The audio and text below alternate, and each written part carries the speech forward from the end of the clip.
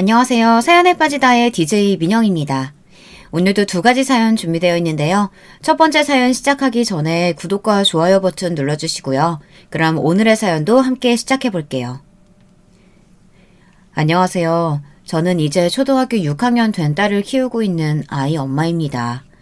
몇 해 전 암투병 중이던 남편이 죽고 홀로 아이를 키우고 있었어요.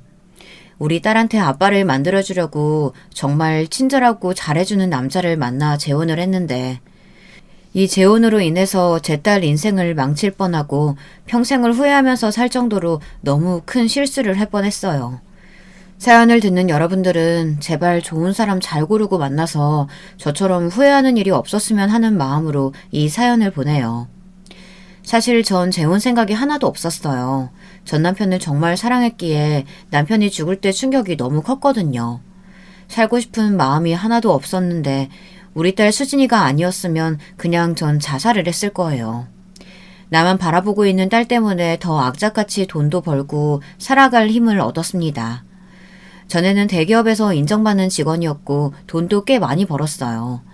딸 키우면서 회사 생활을 하는데 남편이 적극적으로 도와줘서 무사히 맞벌이를 할 수 있었답니다.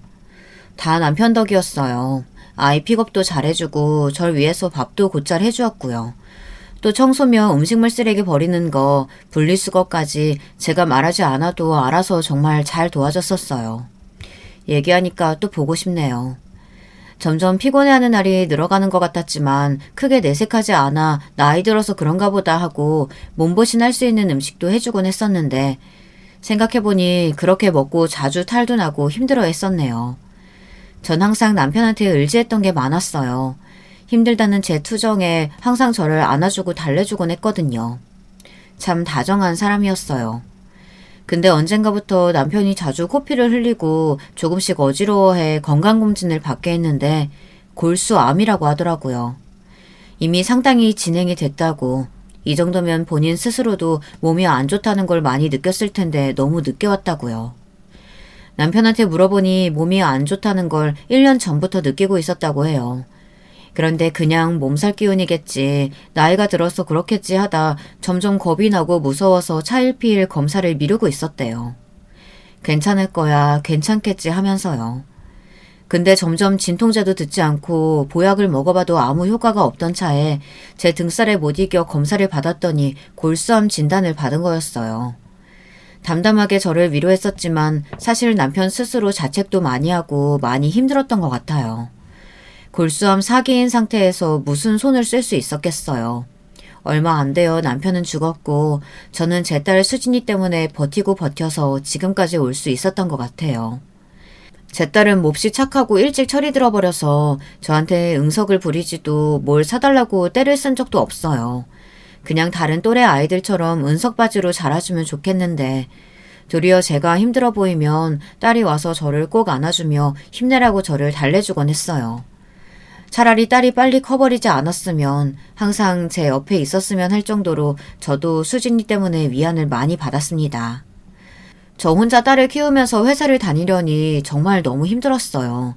남편의 빈자리가 더 많이 느껴지더라고요. 언제까지고 친정 부모님께 신세지기도 너무 죄송했고요. 전 샌드위치 가게를 시작했어요. 음식 솜씨가 있는 편이었기 때문에 대기업에서 일했던 적성을 살려 마케팅도 신나게 하고 특이한 레시피와 모양으로 소문나서 3개월쯤 지나니까 장사가 잘 되기 시작했어요.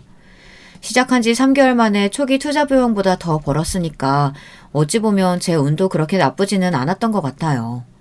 가게를 하면서 직원들도 생기니까 딸 키우는데 조금 시간적 여유가 생기더라고요. 한 번은 딸이랑 같이 차를 타고 등교하러 가는데 아빠랑 같이 등교하는 애들을 정말 부러운 듯 보고 있는 걸 봤어요. 말은 하지 않았지만 아빠가 많이 보고 싶은 눈치였죠. 수진이도 아빠가 보고 싶은 모양이구나.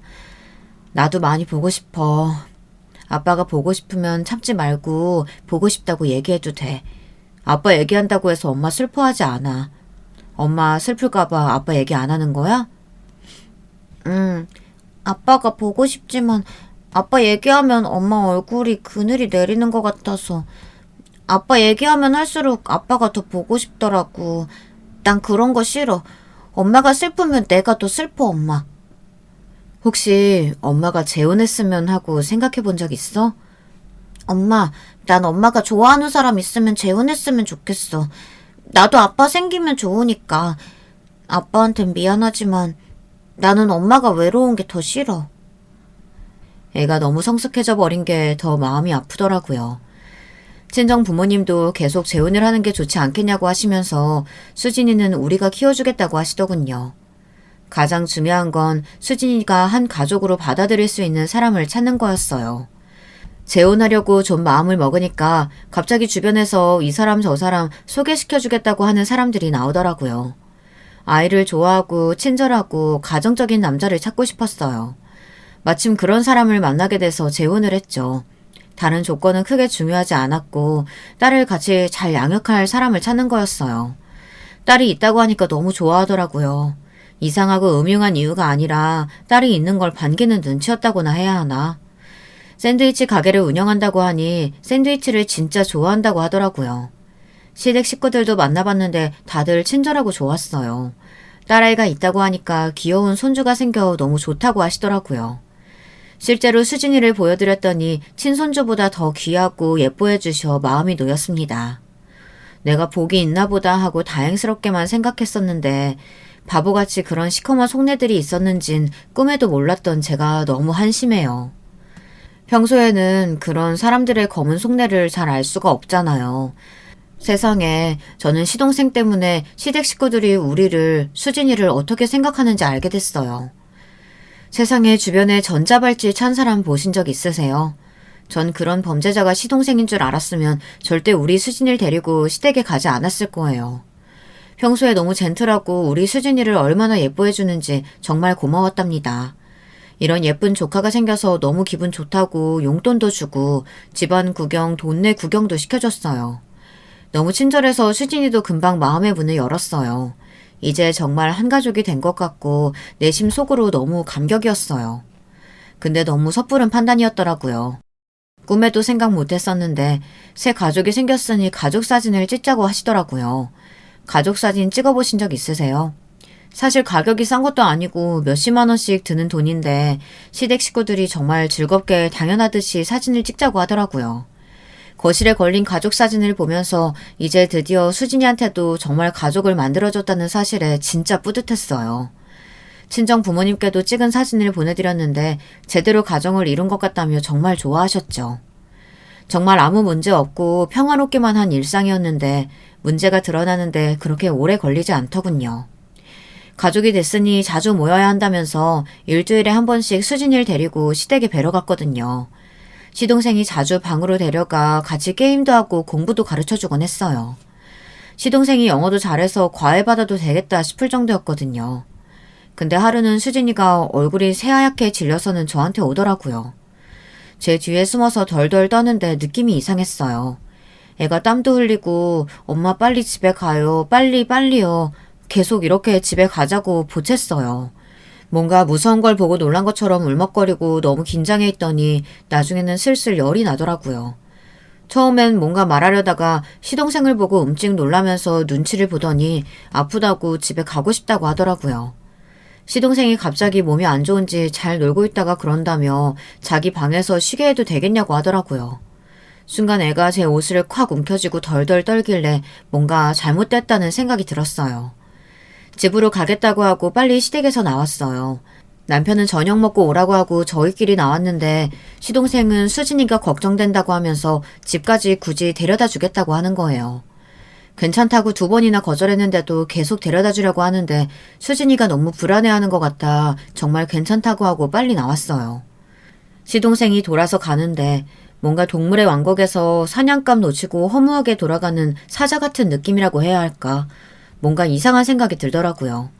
시동생이 멀어지니까 딸에도 조금씩 안정을 되찾는 것 같았어요. 집에 도착하니까 애가 열이 펄펄 나고 아프더라고요. 뭔가 많이 놀란 것 같았어요. 시댁에서 무슨 일이 있었는지 삼촌이랑 무슨 일이 있었는지 물었는데 애가 계속 말하기를 망설이더라고요. 속 깊은 애가 자기로 인해서 행복한 가정에 문제가 생기면 안 됐다고 생각한 건지 편하게 말 못하고 꾹 참고 있는 게 보여 네가 행복하지 않으면 절대 행복한 가정이 될 수 없는 거라고 얘기해줬더니 펑펑 울더라고요. 삼촌이 이상하다고요. 같이 게임하고 공부하고 놀다가 잠시 쉬자고 하더래요. 같이 촉감놀이 같은 걸 하자고 했대요. 어린애도 아닌데 무슨 촉감놀이지 싶었거든요.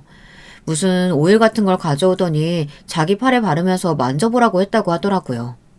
미끄덩하고 느낌이 신기했대요. 처음에는 팔을 만져보라고 하고 그 다음엔 다리, 그 다음엔 시동생 팬티 속에 손을 넣으라고 시켰대요. 싫다고 하니까 직접 손을 잡아서 억지로 넣었다는데 무섭고 힘들었다고 합니다. 재밌지 않냐면서 이상한 소리를 내고 몸을 떨어서 무서웠는데 자기 손으로 오일을 바르더니 수진아 이제 네 차례야. 내 거 만졌으니까 네 것도 만져보자 하면서 바지를 벗기려고 해서 너무 무서워서 뛰쳐나왔다고 하더라고요. 제가 혼자 된 이후 아빠 없는 수진이가 걱정돼서 성교육을 많이 시켰거든요. 수진이가 4학년 때라 2차 성징도 시작될 시기고 요즘 애들 발육도 빠르잖아요. 누가 허락 없이 네 몸을 만지려고 하면 절대 가만히 있으면 안 된다고 신신당부를 했거든요. 선생님이든 누구든 함부로 네 몸을 만지는 건 있어서는 안 되는 일이라고 여러 번 얘기하고 같이 성교육 영상도 많이 봐서 수진이도 알 것 아는데. 그리고 너무 충격적인 얘기를 들어버렸어요. 심지어 삼촌 발목에 이상한 검은 시계 같은 게 있다고 해서 그게 뭘까? 애플워치 같은 건 발목에 차고 있을 리가 없는데 생각했죠. 그러다 뉴스를 보는데 성범죄자 얘기가 나오고 전자발찌에 대한 얘기가 나오더라고요. 갑자기 삼촌 발목에 있는 검은 발찌가 뭔지 감이 오더라고요. 설마 했는데 전자발찌 사진을 캡처해서 삼촌이 발목에 차고 있던 게 이거냐고 물어봤더니 맞다고 하더라고요. 진짜 하늘이 노래진다고 하는 말을 그때 실감했어요. 그러고 보니 수진이가 예쁘다고 계속 따로 방에 데리고 가서 놀고 동네 구경시켜준다고 손잡고 데리고 나가고 했는데 제가 미처 친절함에 속아 그런 속내를 몰랐던 것 같아 저 자신한테 너무 화가 났어요. 전 너무 무서웠어요. 수진이마저 잘못된다면 전 세상 살 이유가 없는데 수진이를 위해서 가족을 만들어주고 싶었을 뿐인데 그게 수진이를 너무나 위험하게 만들었다고 생각하니까 정말 제 자신이 너무 한심스럽더라고요. 애를 안심시키고 재웠어요. 앞으로 절대 그런 일 없도록 할 거라고 하곤 다시는 시댁에 안 가도 된다고 했어요. 안 가도 괜찮다고요. 그제서야 애가 마음이 좀 편안해진 것 같았는데 그걸 보니까 정말 울컥하더라고요. 애가 얼마나 마음을 졸였으면 그리고 그 삼촌은 좀 아픈 사람이니까 엄마가 없을 때 보게 되면 주변에 도움을 요청하거나 엄마한테 바로 전해달라고 했어요. 집이 멀어서 마주칠 일은 없겠지만 꼭 상대하지 않아도 된다고 확실히 말해뒀어요. 남편이 집에 돌아와서 수진이는 괜찮냐고 하며 동생이 정말 걱정을 많이 했다고 하더라고요. 전 남편에게 애가 왜 놀랐는지 아냐고 시동생이 한 일을 다 얘기했어요. 전자발찌 찬 건 왜 숨긴 거냐고 말이죠. 남편은 별일 아니었고 누명 써서 그렇게 된 건데 괜히 선입견 생기고 그럴까봐 걱정돼서 말을 안 했다고 하더라고요. 미성년자 성추행이나 강간해서 그렇게 된 거 아니냐고 하니 말을 못 하더라고요. 선입견? 아무 잘못도 안 했는데 나라에서 전자발찌를 채울 리가 없잖아요. 어떻게 딸 있는 나한테 그런 걸 속여요? 애가 시동생이 한 짓 때문에 놀라서 지금 얼마나 놀라고 식은땀 흘리고 알았는지 알아요? 자기 때문에 불화 생길까봐 말도 안 하려고 하는 걸 내가 한참을 구슬리니까 간신히 덜덜 떨리는 목소리로 말하더라고요. 어떻게 그런 걸 숨겨요? 생각 같아서는 경찰에 고발하고 싶은 걸 참은 거예요. 수진이는 다시 시댁에 데리고 가지 않을 거니까 그렇게 아세요. 어떻게 그런 천사 같은 맑은 얼굴로 그런 짓을 할 수가 있어요? 전 너무 무서워요. 만약에 내가 아무것도 모르고 계속 삼촌이랑 수진을 방치했다면 무슨 일이 생겼을지 정말 끔찍하다고요. 어떻게 애 말만 듣고 믿을 수가 있어? 병훈이 그런 애 아니야. 애가 순진하고 그래서 도리어 야가 빠진 여자애들한테 이용당한 거지. 요즘 여자애들이 얼마나 야가 빠지고 무서운지 몰라? 같이 좋아서 관계하고 성폭행 당했다고 돈 달라고 협박하고 안 되면 고발하는 세상이야. 내 동생 오해하지 말아줘. 그럴 애 아니야. 그럼 수진이가 거짓말한다는 거예요? 말은 속여서 할 수 있을지 몰라도 애가 너무 놀라서 덜덜 떨고 열나는 저 상황은 어떻게 설명할 건데요? 애가 얼마나 놀랐으면 저러냐고요. 수진이를 정말 딸처럼 생각한다면 당신 이러면 안 되는 거예요. 수진이가 아빠가 생겨서 얼마나 좋아했는데 당신은 당신 동생 편만 드네요. 남편은 곧장 시댁에 전화를 하더라고요. 시어머니한테 다짜고짜 병훈이가 수진이를 좀 만진 것 같은데 병훈이 좀 바꿔달라고 하더라고요. 시어머니는 전화를 받아서는 오해다. 절대 그런 거 아니다. 병훈이가 수진이한테 심하게 장난친 것 같다고 수진이가 좀 그래서 놀란 거다. 앞으로는 그런 일 없게 하겠다. 이렇게만 말씀하시더라고요. 전 시어머니한테 자기 성기를 만지게 한 게 무슨 장난이냐고 말씀드리니까 한동안 대답이 없으시더니 그게 무슨 말이냐. 애 말을 다 믿는 건 아니지 않느냐고 하시더라고요. 어린애 장난을 너도 그렇게 심각하게 받아들이면 곤란하다고 하시더라고요. 이제 우리 가족인데 칠면감을 표현한 걸 그렇게 받아들이면 어떡하냐고 하더라고요. 그건 어린애 장난이 아닌 것 같다고 말씀드리니까 어이가 없다고 하시더라고요. 다 큰애 가족으로 받아들일 때는 정말 큰 결심하고 받아들인 건데 앙큼하게 그런 거짓말을 하다니 진짜 어이가 없다고요. 제가 이것저것 찾아서 시동생이 지하철에서 여자 성추행하고 어린애 공원 화장실에서 강간하려다 잡혀서 전자발찌 찬 거 아니냐고 하니까 그건 또 어떻게 알았냐고 하더라고요. 처음에는 큰소리 치다가 다 오해라고 하며 얼버무리려고 하시더군요. 점점 더 끔찍해지더라고요. 이런 집안에서 우리 수진이가 멀쩡하게 잘 자랄 수 있을지 생각하니 눈앞이 캄캄해졌어요. 다음 주에 수진이는 친정집에 맡기고 시댁에 갔어요. 시동생은 왜 수진이는 안 데려왔어요? 아직도 아프냐 하더라고요. 정말 면전에 쌍욕을 박아주고 싶었는데 간신히 참았어요. 이런 범죄자 새끼. 속에서 이런 욕밖에 나오지 않더라고요. 계속 수진이를 보고 싶다고 하며 저희 집에 찾아오겠다고 해서 도저히 못 참고 얘기했어요. 수진이가 앞으로 이 집에 오는 일은 없을 거예요. 그날 있었던 일 수진이한테 다 들었거든요. 제가 문제 삼지 않는 건 우리가 아직 가족이라고 생각하기 때문이에요. 수진이한테 더 이상의 관심 갖지 않았으면 좋겠네요. 다시 수진이랑 만날 일도 없겠지만 우리 집으로 찾아오지도 마세요. 한 번만 더 이상한 짓 하면 내가 절대 용서 안 할 겁니다. 식탁에서 일어서서 나가는 제 뒤로 이야기하더군요. 친조카도 아닌데 좀 만진 게 뭐 대수냐고 하더라고요. 순간 정말 머리를 총으로 맞은 것 같았어요. 저러니까 범죄자가 되는 거구나. 시댁에 조금도 있고 싶지가 않더라고요. 시어머니는 잠시 당황하더니 급하게 말을 바꾸더라고요.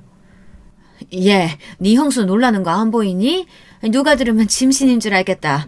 애미야, 네 시동생이 실수로 한 말이니까 마음에 담지 마라. 실수가 아닌 것 같네요. 앞으로 절대 수진이가 이 집에 오는 일 없을 거니까 그렇게 하세요. 어릴 때는 귀신 얘기를 들으면 너무 무서워서 화장실도 잘 못 가고 그랬어요. 살면서 귀신을 혹시나 보게 될까 정말 걱정을 많이 했었거든요. 근데 지금은 귀신이 아니라 정말 사람이 너무 무서운 것 같아요. 어떻게 사람의 모습을 하고 저런 말과 행동들을 할 수 있는지. 진짜 무슨 악기에 씌인 것처럼 다른 사람 상처 주는 일들을 아무렇지 않게 할 수 있는 걸까요? 그래도 저는 어렵게 한 결혼이다 보니 결혼 생활을 유지하고 싶었어요. 그래도 남편은 좋은 사람이라고 생각했거든요. 그 시동생과의 불미스러운 일이 있고 나서부터 수진이가 자주 아프기 시작했어요. 원래 잔병치레가 좀 있는 편이었지만 이렇게 자주 열이 나서 알아눕고 힘들어하지는 않았거든요. 전 남편을 병으로 보냈던 저는 점점 마음이 조여오는 것만 같았어요. 시동생이 더 원망스럽고 작은 일에도 날이 서 있었어요. 시댁에 일주일마다 가야 하는 것도 점점 고역으로 느껴지더라고요. 그 성범죄자와 그를 옹호하는 가족들의 모임 같기만 했거든요. 정말 메스꺼웠어요. 특히 시동생이 수진이 보고 싶다란 말을 저 들으란 듯이 할 때는 정말 젓가락으로 찔러버리고 싶은 충동이 느껴질 정도였죠. 저 들으란 듯이 일부러 자주 얘기하더라고요. 시동생과 자주 부딪히면서 시어머니 태도도 많이 달라졌어요.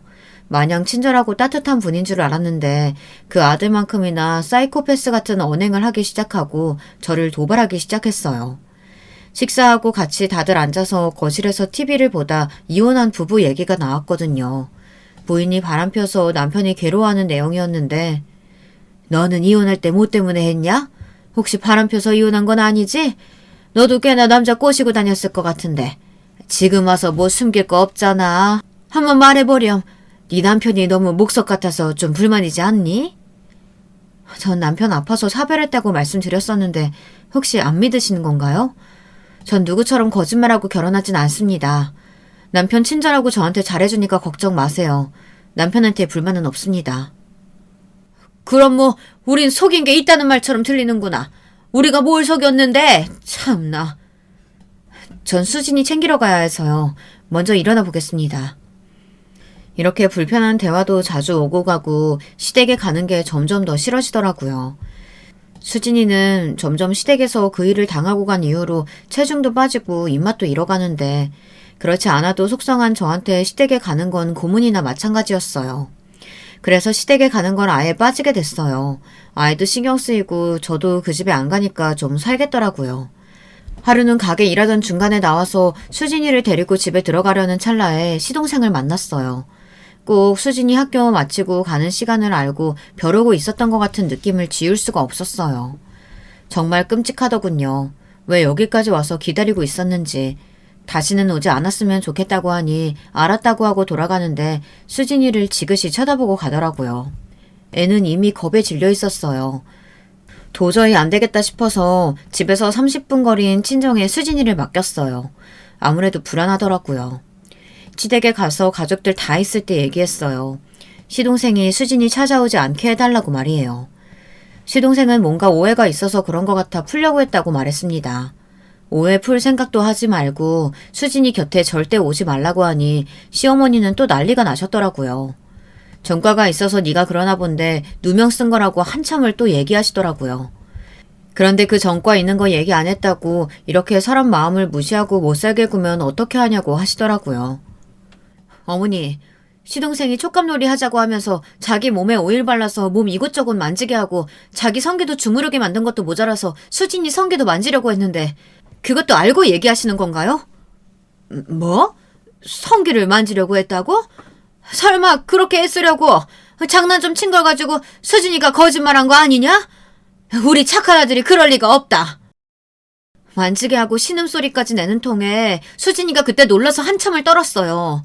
제가 다시 신고하지 않은 걸 감사하게 생각하셔야 할 거예요. 시동생 전자팔찌가 아니라 은팔찌 차게 해드려야 실감하시겠어요? 오늘 저희 아파트 앞까지 찾아왔더라고요. 저한테 아무 말도 없이요. 만약 제가 오늘 수진이 데리러 가지 않았으면 또 저희 딸한테 무슨 짓을 했을지 저는 지금 생각해도 다리가 후들거려요. 호의든 호감이든 말도 안 되는 소리니까 다시는 우리 수진이 앞에 얼씬거리지 않게 해주세요. 아이씨, 쪽팔리게 다 떠벌리고 난리야.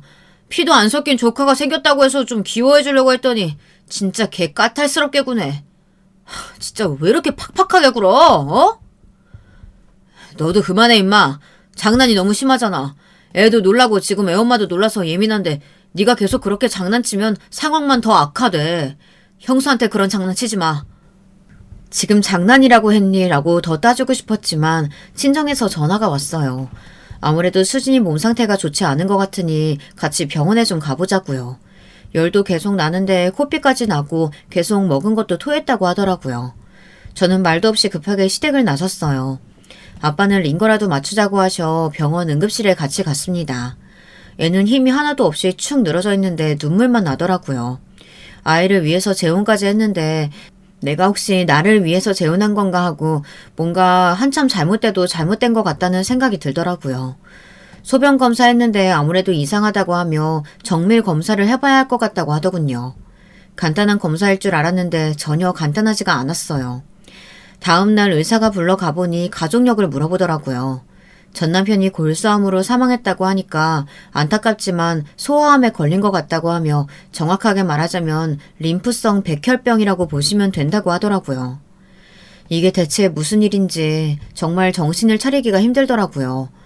남편은 저보다도 놀란 토끼눈이 되어 있더라고요. 친정아버지는 이럴 때일수록 저보고 정신 단단히 차려야 한다며 제 전남편은 그렇게 험악하게 보냈지만 우리 수진이는 아직 피워보지도 못했는데 불쌍해서 안 된다고 어서 꼭 낫게 하자고 하시더라고요. 그래도 같이 마음 아파해줄 사람이 있다는 거에 엄청나게 위안을 받았습니다. 그리고 남편도 지금 상황에 좀 놀라긴 했지만 저를 위해주고 곧 나을 거라고 얘기해줘서 다행이었어요. 저는 재혼한 지 얼마 되지도 않아서 이런 일이 생겼다고 싫어할 줄 알았는데 시댁에서도 빨리 나으라고 전화도 주시고 직접 얼굴 보러 시어머니가 찾아오셔서 내심 놀랐어요. 저를 보고 손을 잡아주시면서 아픈 환자보다 원래 주변에서 간호해주는 사람이 더 힘든 법이다. 가서 밥도 챙겨 먹고 집에서 좀 씻고 힘내라 얘야. 네가 힘들어하면 수진이는 10배는 더 힘들 거다.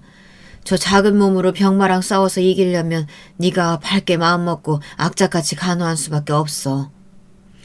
이렇게 얘기해 주시더라고요. 정말 감동받아서 눈물이 다 나더라고요.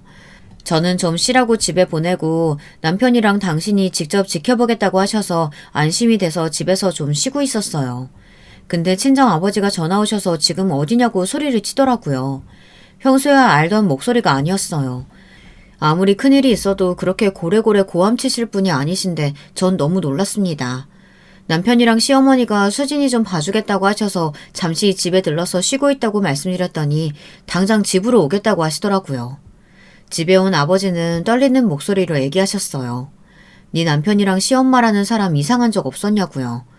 처음부터 이상한 건 없었고 그냥 참 저한테 친절하게 잘해주셔서 그게 잠시 이상한 적은 있었지만 딴 건 없었다고요. 방금 병원에서 들었는데 시어머니랑 남편이 대화하는 소리를 듣고 너무 놀라서 바로 나오자마자 저한테 전화를 하셨다는 거예요. 그게 무슨 말씀이냐고 하니까 시어머니가 수진이 보험에 대해서 물어본 적이 있냐고 하더라고요. 좀 전에 왔을 때 치료비가 많이 들 텐데 나도 좀 보태주려고 하는데 보험이라도 들어놓은 게 있느냐고 물어봤다고 했거든요. 그래서 암보험 든 것도 이리저리 보장받을 게 좀 있긴 하다고 얘기했어요. 설마 하는 생각이 들더라고요. 아빠가 두 사람의 대화를 알려주셨어요. 내가 말했지? 산월댁만큼 용한 무당이 없다고. 진짜 보통 아니지 않냐? 딸에 있는 여자 골라서 결혼해야 우리 집에 있는 애군도 떨어지고 돈도 생길 거라고 했던 말이야. 원래 네 동생 때문에 우리 집에 애군이 가득했는데 딸 있는 여자 만나야 그것도 옮겨가고 돈도 챙길 거라고 했는데 아까 보니까 수진이 앞으로 된 보험이 많은 것 같더라. 의심사지 않게 잘 알아보고 돈 받으면 이리저리 필요하다는 핑계로 돈 받아서 바로 이혼해. 한 재산 챙기고 제대로 된 여자 만나서 다시 결혼하자. 내가 얼마나 놀랐는지 알아요, 엄마? 설마 그 무당 말대로 그렇게 될 줄은 꿈에도 몰랐어요. 어린 게 정말 불쌍하긴 한데 병훈이 때문에 그동안 우리가 얼마나 힘들었어요. 저 화상도 돈 받으면 나중에 요양원 같은 곳에 치워버리고 우리 이제 호강하면서 살아요. 당연하지. 내가 그 산월 무당집에 돈을 얼마나 갖다 바쳤는데. 정말 일이 안 풀려서 이번에 제대로 효과 없으면 이놈의 신당 다 불사질러 버리겠다고 했더니 이런 묘책을 알려준 거잖아. 그 집 요즘 내가 이리저리 소문내고 선전해준 덕분에 아주 장사도 잘 되고 흐름 타고 있다니까. 아유, 꼴 좋다. 계속 우리 병훈이 의심하더니. 아유, 지도 지 자식 때문에 고생 좀 해보라지. 어쨌든 돈 받으면 바로 이혼하는 거다. 알겠지? 네, 저도 더 연기하기 힘들어 죽겠어요. 마음도 계속 불란스럽고요. 빨리 끝내자고요. 대화 내용을 다 들은 저는 눈물만 나더라고요. 아빠는 저보고 정신 단단히 차리라고 하셨어요. 애도 아픈데 애 엄마는 10배, 100배는 더 강해져야 하는 거라고요. 제가 무당이 우리한테나 수진이한테 해코지하면 어떻게 하냐고 하니까 그런 건 절대 걱정하지 말라고 하시더라고요. 바르지 않은 건 언제든 탈이 나게 되어 있는 거라고 하시면서요. 아빠가 저렇게 도와주시려는데 내가 더 힘을 내야겠다고 다짐했습니다. 저것들 청소는 아빠가 할 테니 너는 수진이 간호에 정성을 다해서 꼭 수진이 살려내려고 하셨어요. 저희 아빠가 원래 군인 생활을 하셨거든요. 오래 복무하셔서 경찰중에도 아는 사람도 많고 기자나 법조계까지 인맥이 넓으세요. 한평생 바르게 근무하시고 얼마 전에 퇴임하셨는데 아빠가 저렇게 말씀하시니까 사실 저도 약간 겁나긴 하더라고요. 나중에 아빠한테 얘기를 전해 들었는데 정말 충격적이었어요. 경찰 일 하다가 잠시 쉬고 있는 지인한테 그 산월댁이라는 무당에 대해서 좀 알아봐달라고 부탁하셨나 봐요. 평소에 부탁 같은 거 하지 않으시는 분인데 사연을 들으시고 발벗고 나서주셨대요. 얼마 안 돼서 소재를 알아내셨는데 시어머니가 아주 문턱이 닳도록 왔다 갔다 하고 있는 모양이더라고요. 아버지는 그 지인 형사분이랑 같이 무당집에 가셔서 호통을 치셨대요. 어디 사술로 남한테 해를 끼치냐고요. 그런 짓을 하고 무슨 신이 도와주길 바라냐고 악기만 그득하게 불러 모아서 악의 신주가 되려고 하냐고 호통을 치셨다네요. 근데 웬걸 무당이 보자마자 엎드려서 죄송하다고 빌고 빌었대요. 그렇지 않아도 기도에 효험도 없고 점사도 잘 안 나와서 고민하던 차에 시어머니의 꾀임에 넘어가서 자기 집안의 애군을 좀 해결해주면 큰 돈도 벌 수 있게 해주고 손님들도 데려오겠다고 해서 애군을 다른 사람 집에 보낼 수 있도록 해줬는데 그 이후부터는 한 남자가 엄청 괴롭히고 점사도 방해하고 몸도 너무 아파서 그렇게 고통스러울 수가 없었다고 얘기하더라고요. 그래서 찾아오실 줄 알았다고 하는데 헛소리나 하나 싶어 더 큰 소리로 뭐라고 하셨대요.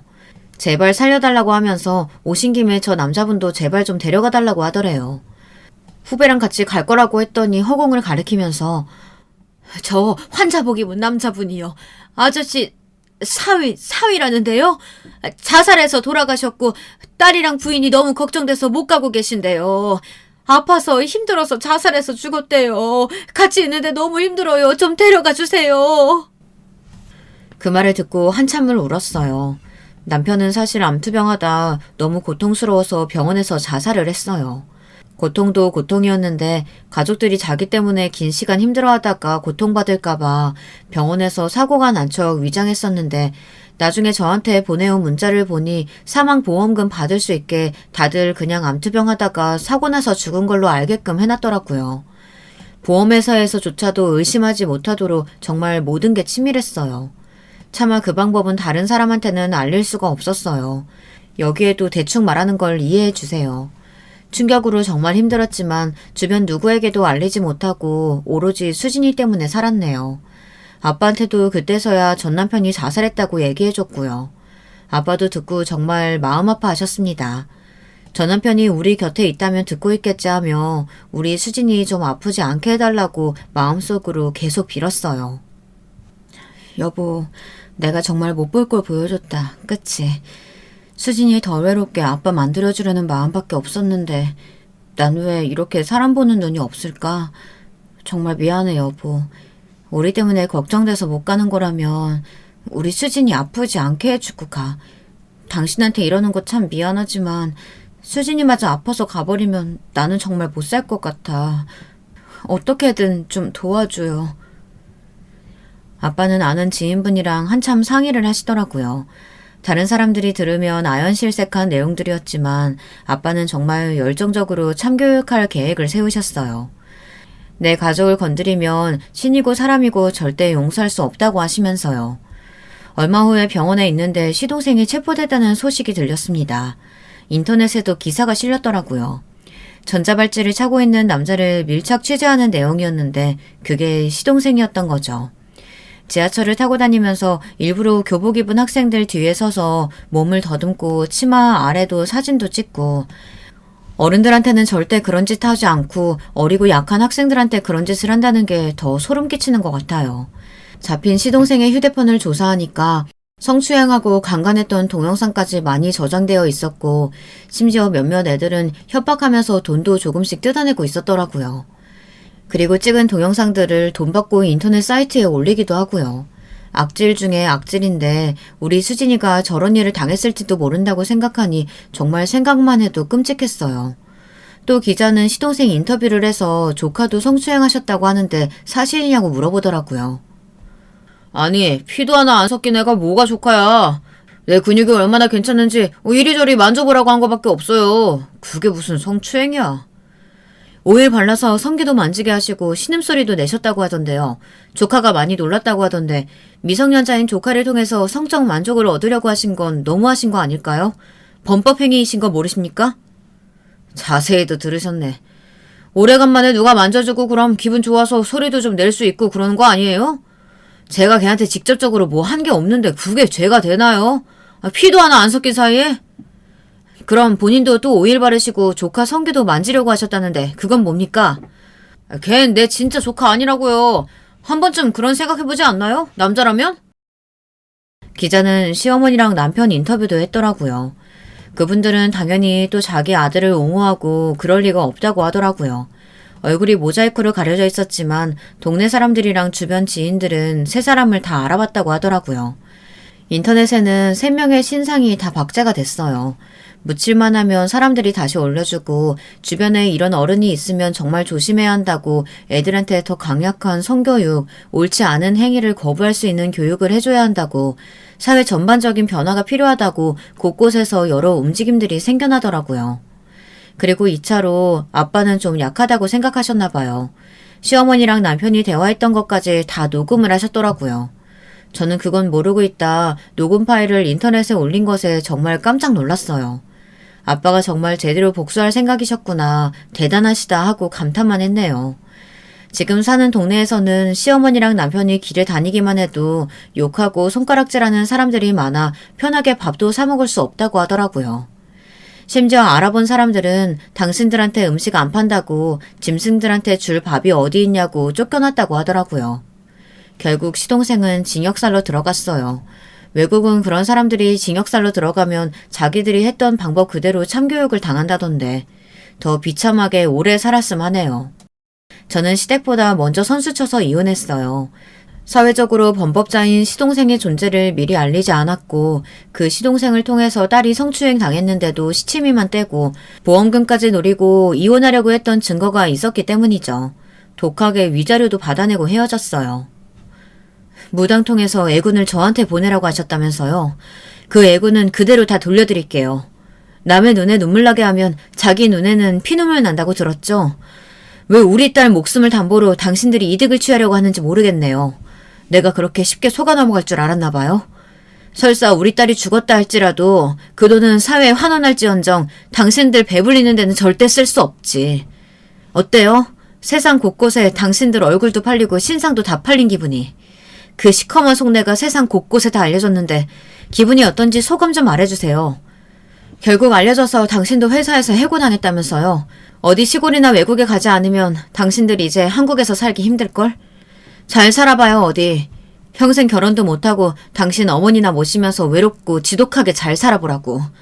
이 정도 하고 보내주는 게 다행인 줄 알아요. 당장 꺼져요. 두 모자는 아무 말도 못하고 주변을 살피며 급하게 사라지더라고요. 한심하면서도 참 다행이라는 생각이 들었어요. 이렇게 스치듯 겪은 것이 정말 감사하더라고요. 그 사람들을 참교육하고 나니까 정말 다행히도 수진이 병세도 좋아졌어요. 진짜 액땜인지 뭔지가 옮겨간 건진 몰라도 이제 상관없었어요. 전 남편의 사랑도 다시 한번 깨닫게 돼서 정말 좋았고요. 마음속으로 빌었어요. 여보, 이제 나 걱정하지 말고 편한 곳으로 가. 하늘나라에서 가끔씩 우리 수진이 봐주고 지켜줘요. 여기에서는 내가 열심히 수진이 지킬 테니까. 당신 이제 여기서 더 아프지 말고 편안한 데로 가자. 마음이 전달된 걸까요? 그냥 전에는 남편을 생각하면 마음이 부서지는 것처럼 아팠지만 지금은 그냥 편안해졌어요. 수진이는 거짓말처럼 점점 차도를 보이더니 이제 완쾌했다고 생각될 정도로 좋아졌어요. 악성이긴 했지만 빨리 발견한 것도 다행이었고요. 이제 마지막 항암만 남았는데 잘 견뎌주고 있어요. 덕분에 표현을 잘 못하시던 친정아버지가 많이 달라지셨어요. 엄마한테도 저한테도 평생 경직된 되게 무뚝뚝한 사람이었거든요.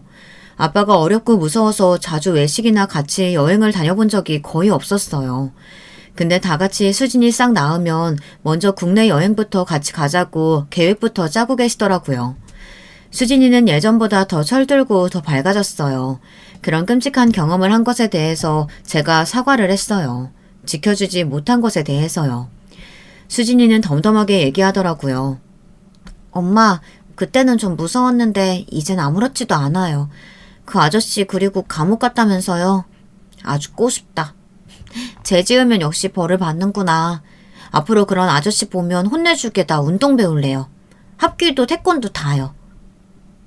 그래. 운동하는 건 좋은데 꼬숩다니. 그런 표현은 어디서 들은 거야? 할아버지가 하는 말 들었어요. 근데 입에 쫙쫙 붙더라고요. 꼬숩다. 그렇게 한참을 웃었네요. 저는 샌드위치 가게 하면서 딸 키우는데 전념이 없어요. 몸이 안 좋았던 딸이 그래도 잘 버텨줘서 이제 조금 있으면 중학생이 됩니다. 이제 아빠 필요 없냐고 하니까 아빠보다 훨씬 더 멋진 외할아버지도 있고 나 스스로 잘 지킬 수 있는 멋진 여자가 되겠다고 하며 운동도 참 열심히 하고 있어요. 사실 저러다가 태권도 선수 되겠다고 할까봐 걱정이에요. 아무래도 외할아버지가 운동도 잘하시고 했던 게 있어서 그런지 서로 운동에 대해서 대화도 잘 되고 같이 있는 거 보면 손녀와 할아버지가 아니라 손자와 할아버지 같더라고요. 그래도 그때 끔찍한 기억을 잘 이겨내고 건강하게 자라주고 있는 딸이 정말 고맙습니다. 저도 장사를 계속하면서 이제 좀 사람 보는 눈이 생긴 것 같아요. 제가 신기가 있는 건 아니지만 많은 사람을 대하고 반응을 살피는 게 일상이 되다 보니까 그런 능력들이 발달이 되는 것 같더라고요. 대기업에서 면접을 보는 사람도 저처럼 그 사람 표정이나 웃는 거, 행동하고 옷 입는 것만 봐도 대충 그 사람에 대해서 알아진다고 하더라고요. 사람들 누구나 저런 능력들이 생기면 사람들은 어떻게 변할까요? 그 능력을 쓰면서 좋은 사람들을 알아보고 잘 살게 될까요? 아님 검은 속내를 철저하게 숨기고 좋은 사람인 척 연기하고 사는 사람들이 더 많이 늘어나게 될까요? 나중에 AI가 상용화되어서 그 사람의 거짓말과 속내를 다 알 수 있게 되면 사람들이 자주 하는 선의의 거짓말과 하얀 거짓말 같은 것들을 구별하거나 판독해낼 수 있을까요? 속이거나 애써 꾸며내지 않아도 다 같은 마음이고 즐거운 세상이면 좋을 텐데. 누가 판독하거나 분석하려고 애쓰지 않아도 서로 가감없이 마음을 드러내고 좋을 수 있는 그런 때를 살 수 있는 날이 언젠가는 오면 좋겠습니다. 남편과도 사별하고 두 번째 결혼도 실패로 끝났지만 지금은 가족끼리 서로 아껴주고 열심히 제 일을 하며 살다 보니 외롭다거나 힘든 생각이 별로 들지 않아요. 가끔 보면 삶의 주인이 내가 아닌 타인이 되어 남자나 여자 없이는 외로워서 못 산다고 하는 사람들도 많고 만나는 상대방에게 너무 집착을 해서 상대방이 진절머리 나게 하는 사람들도 많더라고요. 자기 삶과 일에 열중하면서 사랑도 하면 참 좋을 텐데 그런 부분에 미숙한 사람들이 많다 보니 연애나 사랑이 어렵다는 말이 나오는 게 아닌가 싶어요. 내가 없는 내 삶만큼 비천한 살도 없다는 생각을 하기 때문에 이렇게 열정적으로 가정을 꾸려나가고 자식을 키워나가는 제 자신을 정말 기특하게 생각하고 자주 선물도 해주고 맛있는 것도 먹여주면서 아껴주곤 한답니다. 제가 행복해지는 소소한 것들을 잊지 않고 찾아서 하고 있어요. 여러분들도 하루하루 그런 삶을 살아가시면 좋겠다는 생각으로 사연을 남깁니다. 비하인드인데 아빠한테 호통 듣고 정신 차리신 그 산월댁인가 하시는 분은 남한테 해끼치며 사는 선택을 잠깐 하셨다가 크게 후회하시고 반성을 하셨대요. 저는 토속신앙을 믿진 않지만 모든 게 아예 없는 걸 지어낸 거라고는 생각하지 않아요. 그분이 자기가 살기 위해 남한테 해를 입히려고 하셨다가 크게 반성하시고 점집하던 곳에서 기도를 계속 올리면서 찾아오는 사람들한테 이제 점을 봐주시는 게 아니라 명상도 시키고 마음의 짐을 벗고 삶을 열심히 살아갈 수 있게 격려도 해주고 조언도 해주는 일을 하셔서 멋지다는 생각이 들더라고요. 그래서 도리어 더 사람도 많이 모이고 돈도 잘 벌고 계신다고 하네요. 그리고 자신이 과거에 했던 남한테 해를 끼치더라도 자신이 이득을 보면 그만이지 하며 양심을 속였던 모든 게 결국은 나한테 돌아온다는 얘기를 기도하는 사람들한테도 계속 해주신대요. 선택은 자유지만 그 모든 선택은 나에게 다시 돌아온다는 얘기를 해주셔서 당연한 이야기 같지만 지금의 내 모습에 괴로워하고 힘들어하는 그 모든 게 결국은 내가 선택한 결과로 인한 거라는 걸 그리고 다른 선택을 해야 변화가 생기기 시작한다고 일깨워준다고 하네요. 들으면서 참 멋있는 분이다 생각했어요. 실수는 누구나 하는데 내가 한 실수를 인정하고 또 다른 사람들에게 그걸 이야기한다는 게 쉬운 건 아니니까요. 그래서 저도 제가 한 경험을 이렇게 얘기해봐야겠다는 생각이 들었어요. 항상 삶은 선택의 문제인 것 같아요. 인생에는 다양한 결론들이 펼쳐져 있고 내가 어떤 선택을 하느냐에 따라서 우리는 그에 따른 결론에 도달하게 되죠. 처음엔 괜찮은 선택인 줄 알았다가도 뒤돌아보아서는 깨닫기도 하고 선택이 잘못됐다는 걸 알면서도 애써 모른 척 괜찮은 결과가 나오기를 기대하고 또 문제없이 보이면 괜찮은 척 꾸미고 살다 나중에는 그 모든 게 드러나서 후회하고 수치스러워하는 게 인생의 대부분의 모습인 것 같기도 하고요. 요즘 남들 보기에 화려해 보이는 삶이 많잖아요. 요즘 인스타나 SNS 하는 사람들의 모습을 보면 전부 화려하고 행복해 보이는 사진들이 가득한 것 같아요. 저는 볼 때마다 저 사람의 행복한 삶이 정말이기를 바랄 때가 더 많은 것 같아요. 저 행복이 거짓이 아니고 저 행복을 보여주기 위해서 잘못된 선택들을 하지 않기를 바라게 된다고 해야겠네요. 또 남들이 봤을 때 저 사람은 왜 굳이 저런 선택을 할까 하는 일들을 하게 될 때가 있잖아요. 저렇게 하는 게 이득을 보는 방법인데 당연히 저렇게 해야 하는 건데 양심이 뭐 밥 먹여줘. 바른 게 뭐가 중요해. 남들 다 저러고 사는데 바보 같아. 이런 말들을 하는 사람들이 많더라고요. 하지만 그런 선택은 꼭 자신을 후회하게 만드는 결론을 낳게 되더라고요. 그런 선택을 할 수밖에 없었던 내가 되기보다 바른 선택을 하고야만 하는 내가 되기를, 그리고 그런 여러분들이 되길 바라봅니다.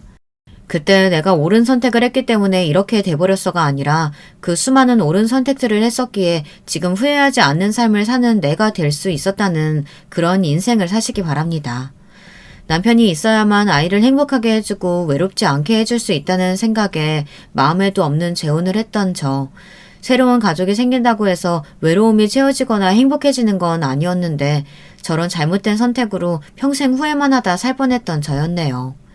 하지만 그런 상황 속에서도 주변 사람들의 도움으로 가족의 사랑도 깨닫고 더 정신 차리고 힘내서 앞으로 나아갈 수 있었어요. 남편은 없지만 자주 남편을 더 생각하고 주변의 가족들과 더 감사하는 마음으로 살 수 있게 되어 정말 다행이라고 생각합니다. 이 사연을 들으시는 여러분들도 주변에 나와 함께하는 따뜻한 사람들과 올바른 선택들로 후회 없이 행복한 결과 속에서 사시길 늘 바라봅니다. 여러분, 두 번째 사연 시작하기 전에 좋아요, 구독 꼭 눌러주실 거죠? 그럼 두 번째 사연 바로 시작합니다. 안녕하세요. 저는 경기도 수원에서 식당을 운영하는 50대 여자입니다. 제가 얼마 전에 있었던 일을 친구들에게 말하니까 제발 제보해보라고 하도 난리길래 제보하게 됐어요. 너무 황당하고 어이없고 심지어 이제는 웃긴 사연인데 여러분도 한번 듣고 판단해주세요. 저는 강원도에서 일남 이녀의 막내로 태어났습니다.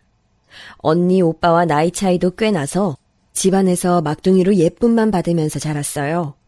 부모님은 식당을 하셨는데 제가 어렸을 때는 그냥 동네에서 하던 식당이 점점 단골도 많아지고 우리 지역이 관광 수요가 많아지면서 크게 확장하게 됐습니다.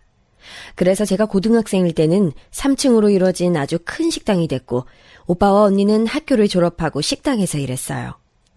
부모님이 음식 솜씨가 매우 좋으셨고 무엇보다 친절하셔서 지역 주민들에게도 인기가 많고 관광객들도 자주 찾아와서 매출이 이익이 좋아 저는 어렸을 때부터 남부럽지 않게 살았습니다.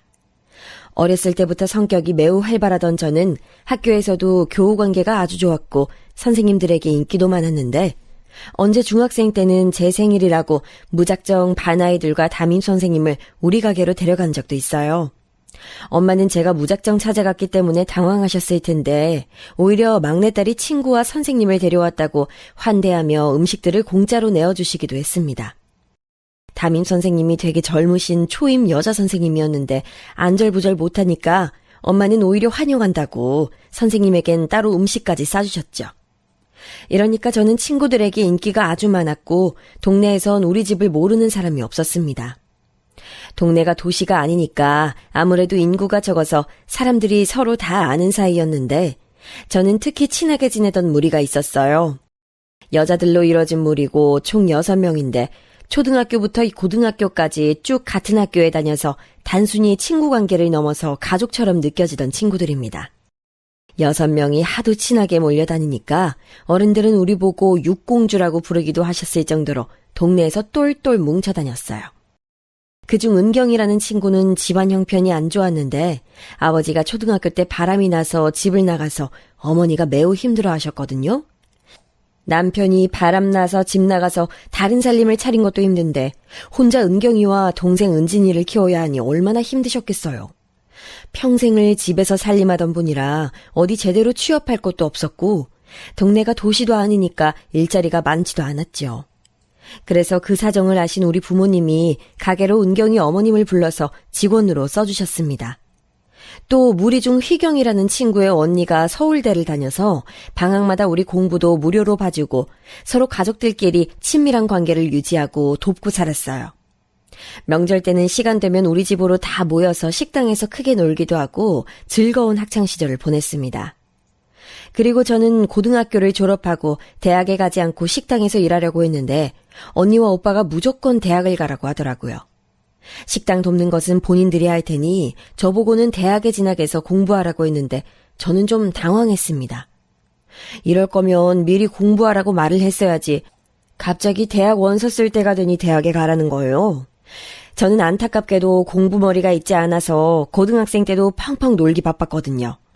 부모님도 저에게 공부에 대해 압박을 준 적도 없었기 때문에 당황했지만 특히 언니가 저에게 무조건 다른 지역에 가서 더 넓은 세상을 보라고 강력하게 주장해서 저는 경기도에 있는 어느 대학에 진학하게 됐습니다.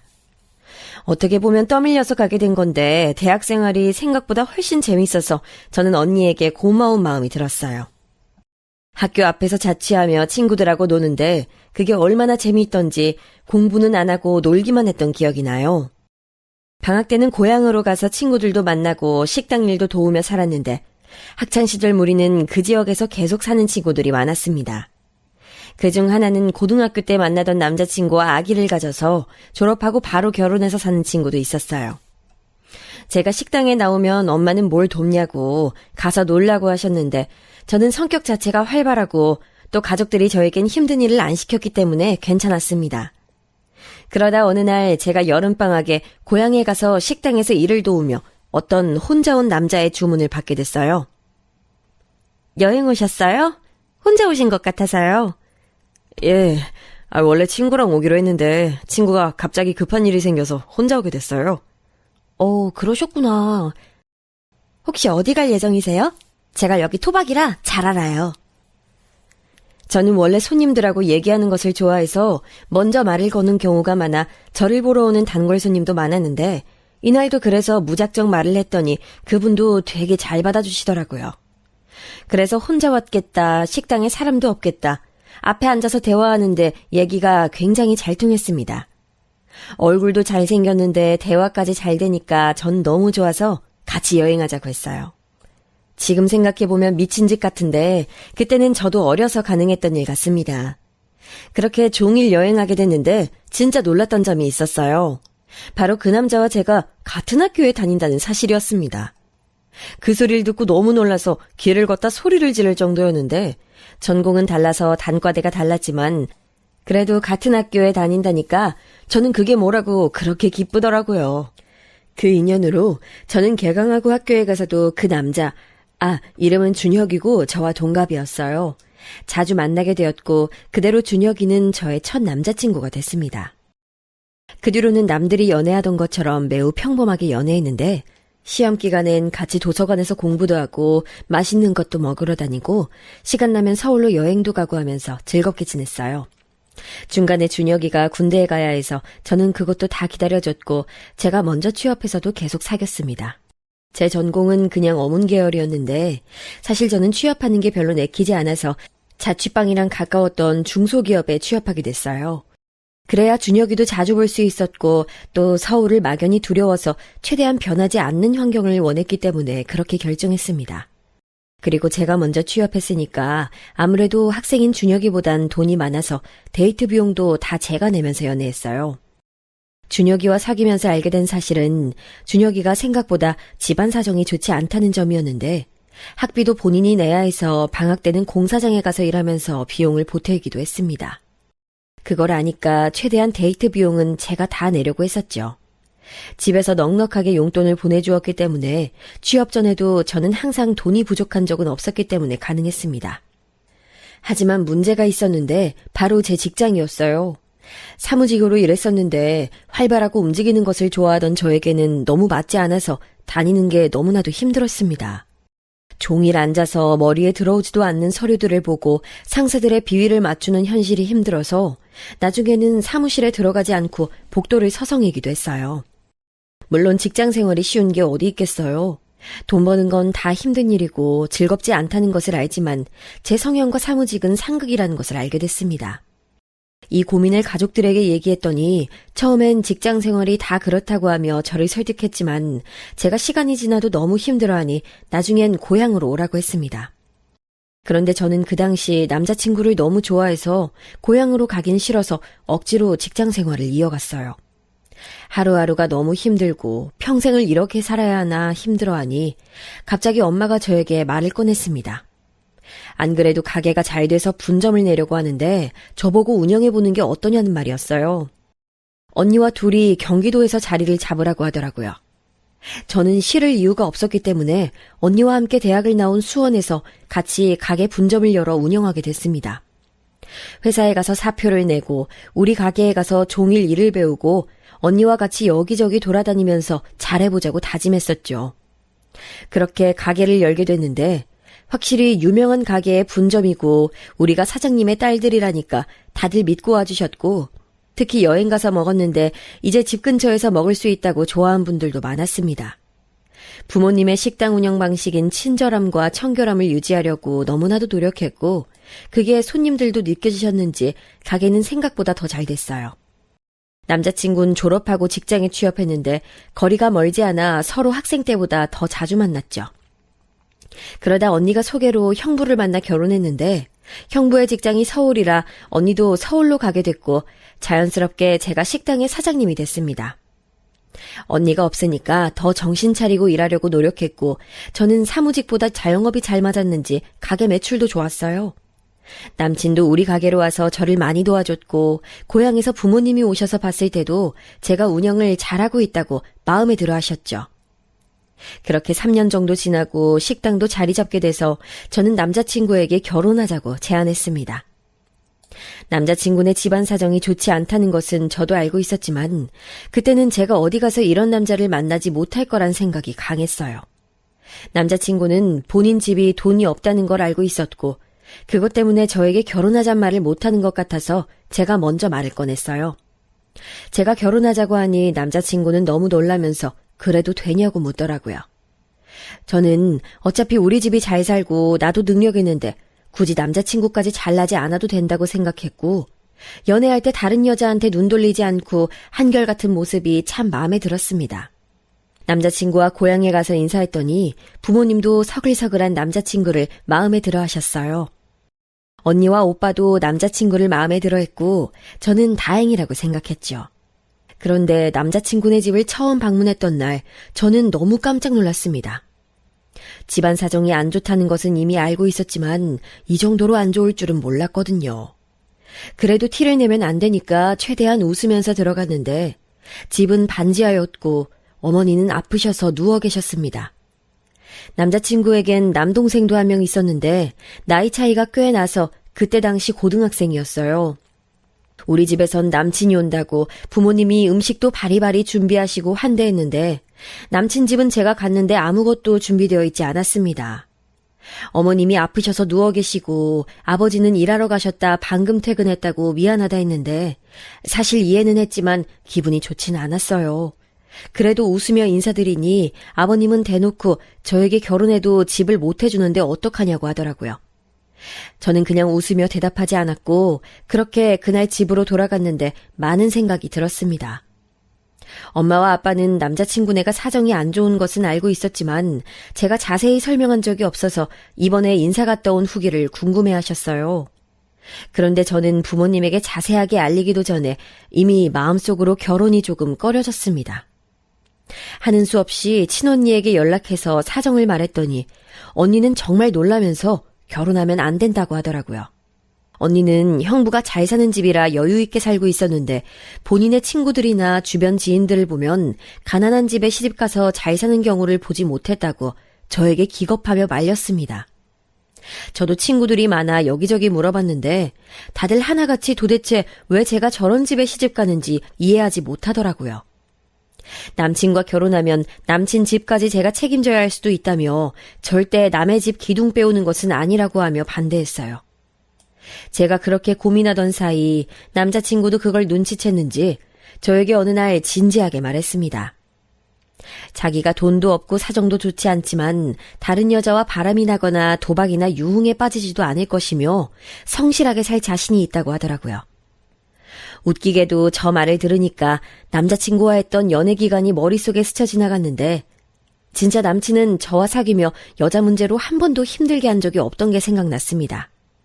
이제까지 보여줬던 모습이 있으니 그냥 있는 사람이 베풀자는 의미로 저는 결혼을 굳혔는데 그걸 알고 친언니가 말 그대로 난리가 났습니다. 부모님에게 막내가 미쳤다고 저에게 형부까지 데리고 와서 말리고 심지어 남친한테도 제발 헤어지라고 말하기도 했어요. 저는 언니의 마음은 이해하지만 그래도 내가 한 선택이니까 존중해달라고 했고 부모님도 부자인 사람보다 괜찮은 인성을 가진 사람 만나는 것이 훨씬 힘들다고 제 선택을 믿어주셨습니다.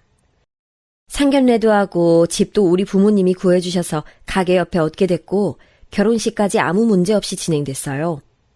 남편은 결혼하고 우리 가게에서 일하고 싶다 해서 저는 알겠다고 하고 같이 식당 운영을 하게 됐는데 남편은 저보다 더 성실하게 일했습니다.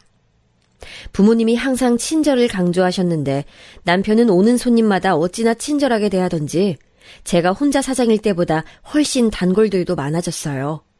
저는 그런 남편을 보며 결혼하길 참 잘했다고 생각했습니다. 그런데 결혼하고 1년이 지났을 때였는데 남편이 심각한 얼굴로 저에게 말을 꺼내더라고요. 여보, 동생이 이제 고등학교 졸업하잖아. 그런데 아버지가 고향으로 내려가고 싶다고 하시네. 아, 그래? 원래 사셨던 곳으로? 어머니가 아프시니까 같이 고향에서 여생을 보내고 싶으시대. 그래서 그런데 우리 동생이 자립할 때까지 같이 살면 안 될까? 남편의 말을 듣고 저는 너무 당황했는데 남편이 진짜 간절하게 말하니 거절하기도 뭐하고 결국 시동생과 같이 살게 됐습니다. 그리고 저는 그 기간을 아직도 기억하기 싫은데 시동생은 대학에 진학하지 않았는데 그러다 보니 종일 집에 있었어요. 집은 제가 쉴 수 있는 공간인데 집에 가도 불편해서 쉬는 것 같지 않았고 시동생은 심지어 집에서 계속 게임에 빠져서 나가지도 않았습니다. 먹은 것을 설거지도 안 했고 청소는 무슨 집안을 쑥대밭으로 만들기 부지기수였어요. 아무리 남편에게 말해도 남편은 본인 동생이 안쓰럽다고 심하게 말을 못하더라고요.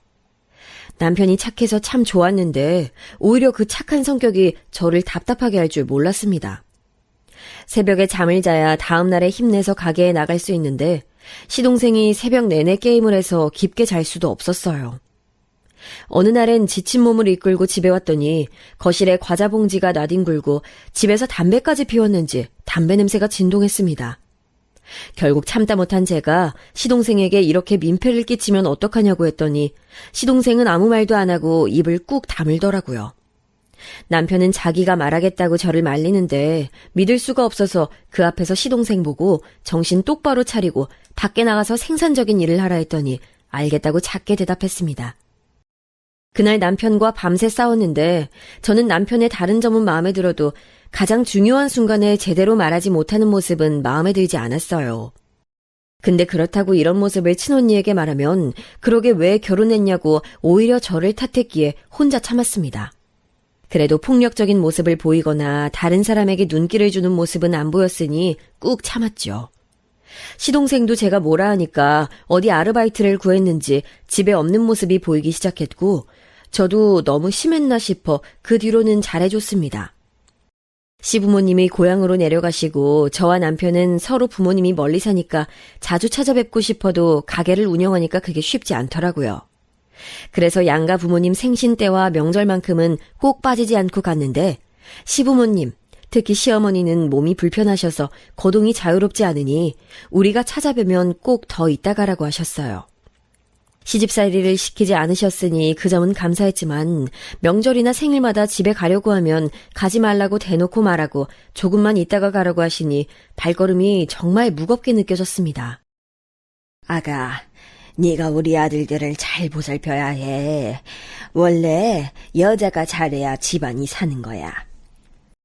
심지어 제가 시동생을 집에 데리고 있는데 저보고 잘하라고 하니 어느 순간 화가 나더라고요. 남편도 시동생도 우리 집이 먹여 살리는데 물론 악의가 아니라고 하지만 나중엔 불편해서 시댁에 방문하고 싶지 않았습니다. 갈 때마다 돈이 없어 힘들다 하고 가지 말라고 하고 떠나는 우리를 힘들게 하니 저도 시댁에 방문하면 표정이 좋지 않았어요. 그런데 그런 저를 보고 남편이 섭섭하다고 하더라고요. 그래도 우리 부모님이잖아. 시집살이를 시키지도 않는데 그럴 필요 없어? 알겠어. 미안해. 내가 조심할게. 우리 부모님은 남편이 와도 워낙 본인들이 바쁘시기도 했고 우리 부부보다 돈이 많으니까 돈을 요구하지 않으셨어요. 오히려 남편이 오면 사위가 고생 많다고 용돈을 주시곤 하셨죠. 이렇게 대비되니까 저도 기분이 안 좋았던 건데 남편이 저에게 저러니 섭섭한 마음이 들었지만 또 남편은 막상 우리 가족들에게 정말 잘했거든요. 그러니까 저도 마음을 고쳐먹었습니다. 제가 고향에 갈 때마다 저는 어렸을 때 친구들 모임을 꼭 나갔는데 결혼한 친구가 많으니 남편도 데리고 부부 동반으로 만났어요. 거기서 남편은 분위기를 띄우는 것도 매우 잘하고 말도 많이 해서 친구들도 재밌어 했습니다. 친구들은 은경이라는 친구를 제외하고 다 결혼했는데 은경이는 아직 짝을 찾지 못해 혼자였는데 열심히 찾아봐도 마음에 드는 사람이 없다고 하더라고요. 저는 기다리다 보면 인연이 찾아온다고 하며 위로했습니다.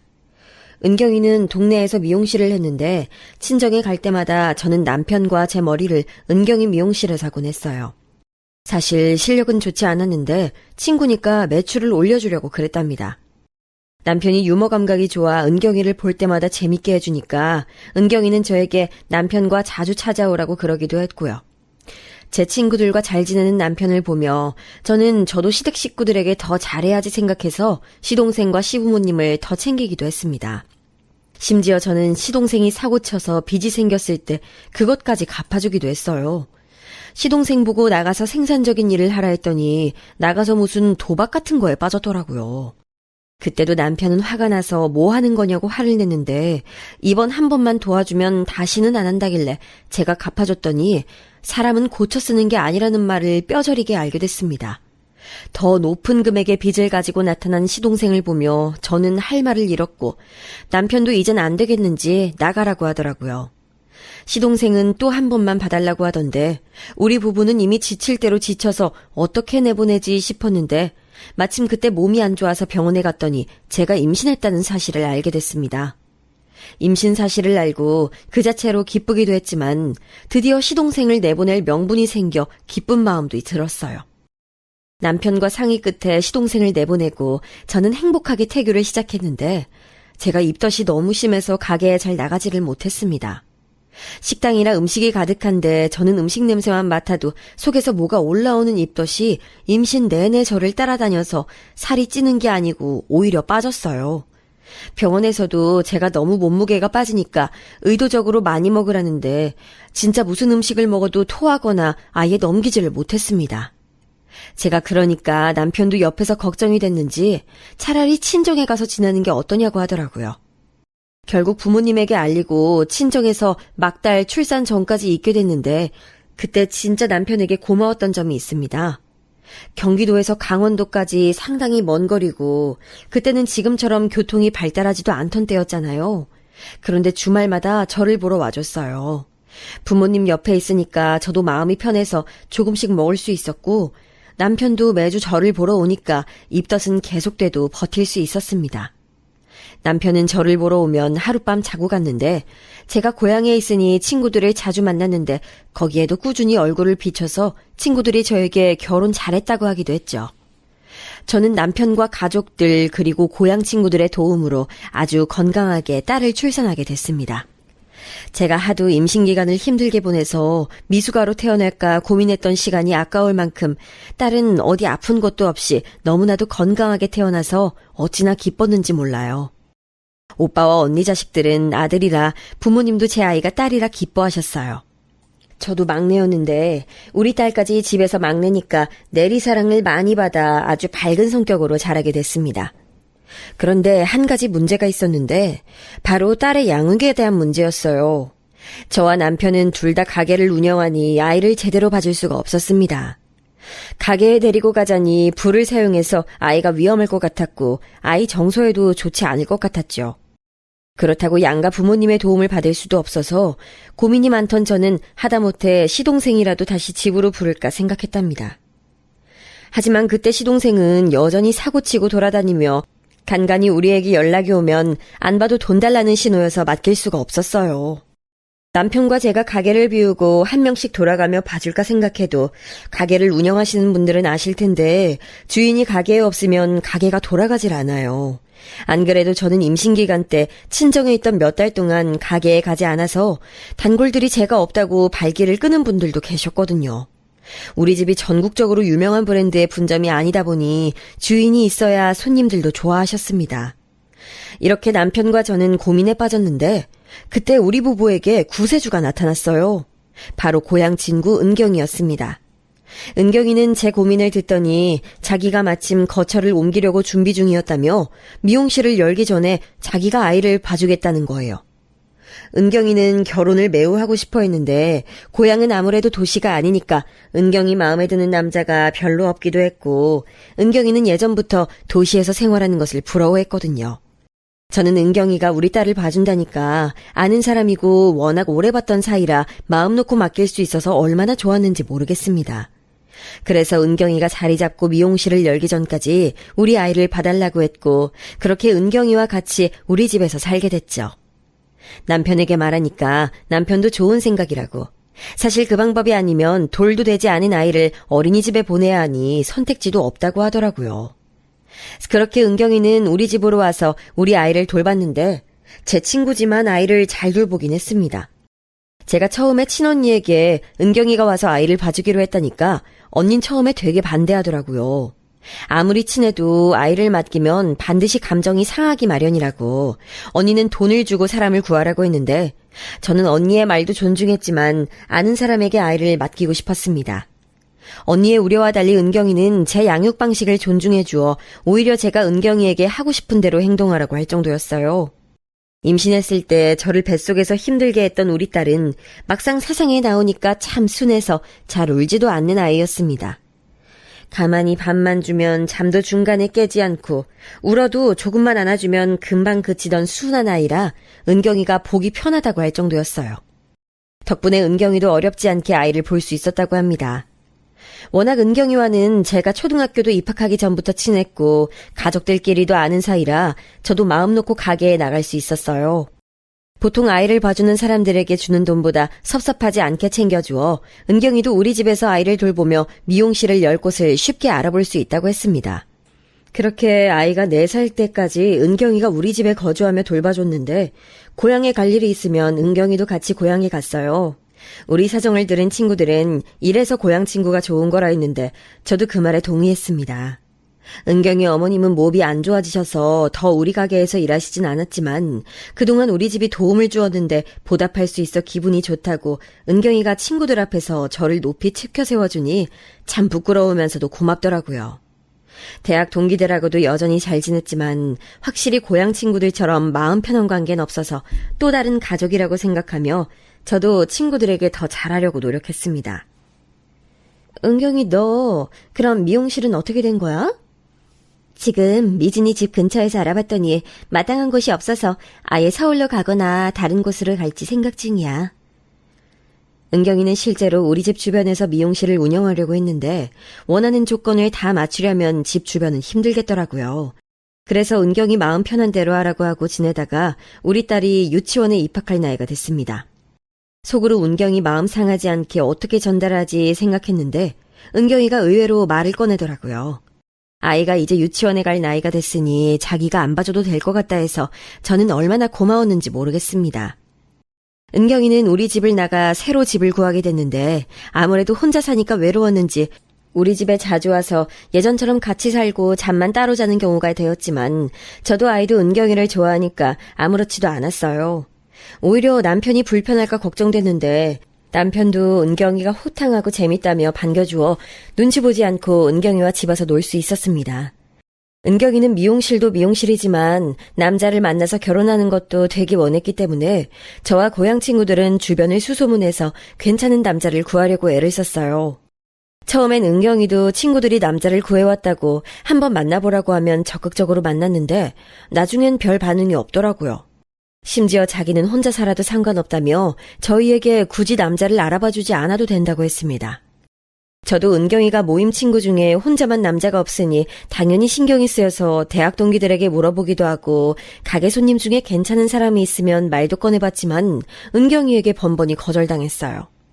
저희는 우리가 너무 부담을 준 것 같아 미안해서 나중에 사과하기도 했는데 은경이는 그냥 우리에게 오히려 미안해서 그렇다고 본인이 알아서 인연을 찾겠다고 했습니다. 그래서 더 은경이에게 남자를 소개해주지 않았죠. 그렇게 부부 동반 모임이 있으면 은경이는 혼자 나오지 않거나 혹은 혼자 나와서 자리를 지켰는데 아무도 눈치 주지 않았고 소외되지 않게 노력했어요.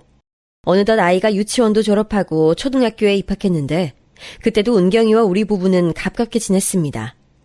아이가 또래 아이들보다 낯을 많이 가리는데도 은경 이모라면 좋아해서 우리는 여행도 종종 같이 가고 놀이공원도 남편 없이 저와 은경이 둘이 아이를 데리고 다녀오기도 했어요. 은경이는 이제 친구를 넘어서 제 가족이나 마찬가지였죠. 오히려 진짜 가족인 시동생보다 은경이가 훨씬 더 믿을만 했습니다. 시동생은 살면서 지금까지도 종종 사고를 쳤는데 사람이 나쁜 심성이 있다기보단 너무 사람을 잘 믿어서 바보처럼 당하고 사는 경우가 대부분이었어요. 사기를 어찌나 잘 당하던지 남편과 저는 진지하게 돈 거래를 하거나 큰 돈을 쓰기 전에는 꼭 우리한테 물어보라고 했는데 듣다 보면 속 터지는 경우가 많았습니다. 취업 사기도 당하고 인생이 정말 요란했는데 심지어 아이도 별로 안 좋아해서 조카를 챙기는 경우도 전혀 없어서 우리 아이는 본인의 실제 삼촌인 시동생보다 피가 하나 섞이지 않은 은경이모를 훨씬 좋아했어요. 아이가 초등학교에 입학하고 나서는 시어머니가 오래 병마와 싸우다 돌아가셨는데 그때 남편이 정말 많이 힘들어했습니다. 그래서 저도 옆에서 많이 의지가 될 수 있게 노력했고 우리 친정에서도 남편을 많이 돌봐줬어요. 가게에 나오지 않아도 되니 마음을 추스르라고 했고 남편은 실제로 머리를 비우겠다고 일주일 정도 고향에서 올라오지 않았습니다. 그렇게 집안에 크고 작은 대소사가 있었고 아이가 초등학교 3학년이 되었을 때였는데 어느 날 은경이가 저를 혼자 조심스럽게 찾아왔어요. 바로 그 주 주말에 같이 고향에 가기로 했는데 저를 찾아와서 혹시 무슨 일이 있냐고 했더니 은경이는 저에게 귓속말로 속삭였습니다. 미진아, 나 결혼하는데 도와줄 수 있어? 뭐라고? 결혼? 갑자기 그게 무슨 소리야? 너무 놀라서 큰 소리를 냈더니 은경이는 손으로 제 입을 막더니 쉿 하더라고요. 저는 진짜 난데없이 갑자기 결혼한다니까 너무 놀라기도 했고 무엇보다 기뻐서 어쩔 줄 몰랐습니다. 아니, 야, 진짜 너무 축하해. 어디서 만난 거야? 누구야? 소개 먼저 해줘. 진짜 대박이다. 아직 부끄러워서 말해줄게. 그런데 내가 나이도 있으니 밝히는 게 쉽지 않아서 그러는데 애들한텐 비밀로 해줄 수 있어? 알겠어. 걱정하지 마. 아무한테도 알리지 않을게. 나만 믿어. 은경이는 늦게 하는 결혼이니 신중히 하고 싶다며 저에게만 알려준다고 했습니다.